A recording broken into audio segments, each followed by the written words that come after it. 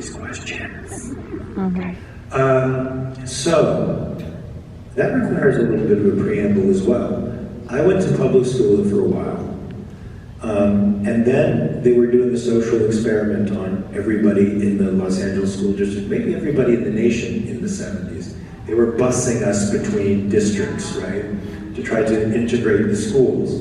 Unfortunately, that was like mixing a lot of gangs started happening, and so the schools became a rough place, and you had no say as a child or a parent over where you were going, and it became rather disastrous. My mom, who was a single mother and didn't have much money, decided to send me to this Catholic high school, and of course I got a job to help her pay for books and stuff because I felt bad that she was sacrificing like that for me. Of course, in my world, it's not a sacrifice. We'll talk about that later. But it was very heartfelt, and I wanted to contribute, so I got a job to do that.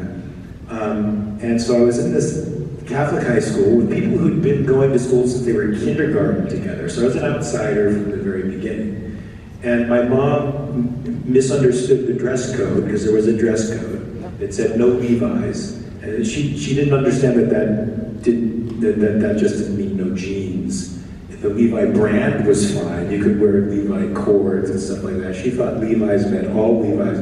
So I had for my clothes, I had polyester slacks,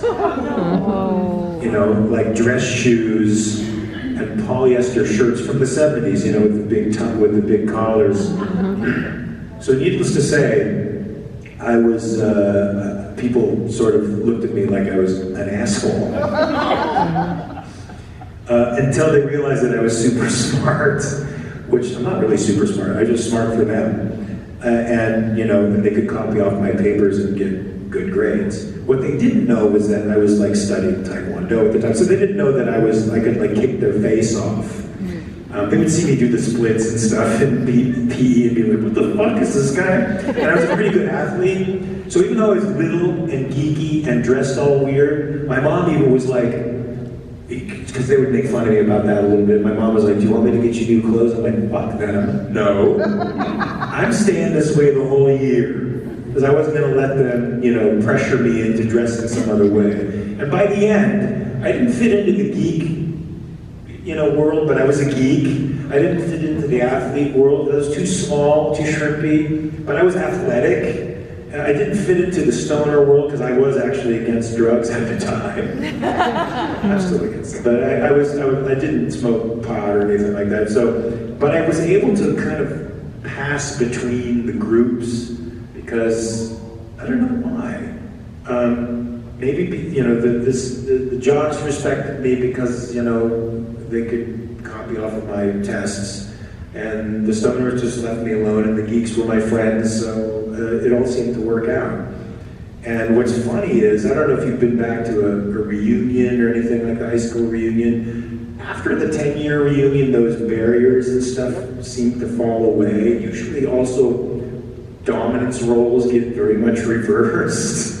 Like the people you thought were awesome in high school are like they're the janitors at your school now, where they never left high school really, while you moved on to something else. So I actually liked my high school experience for the most part. And I know a lot of people probably can't say that, but I did because I felt like there's another reason I felt that way, because Notre Dame was like, I've been there since 1947. I had no sense of history or family, or I never felt like I belonged to any place.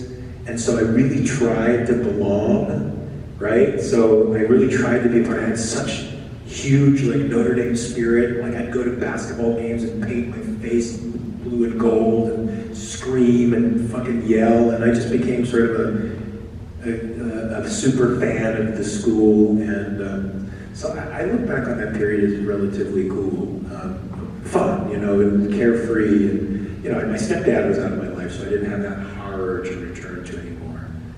And does that answer your question enough? It did. Good for you. I'm glad you, out of all of us, had a good. I'm sorry I'm not meaning it sarcastically. I'm glad that you were able to find a way to navigate high school. I was fortunate because lots of people can't. Right? I did an unnamed show about that kind of about that very thing and how damaging and crazy high school can be for people. And I'm sorry it was that experience for you because that fucking sucks. But It's the best. Quick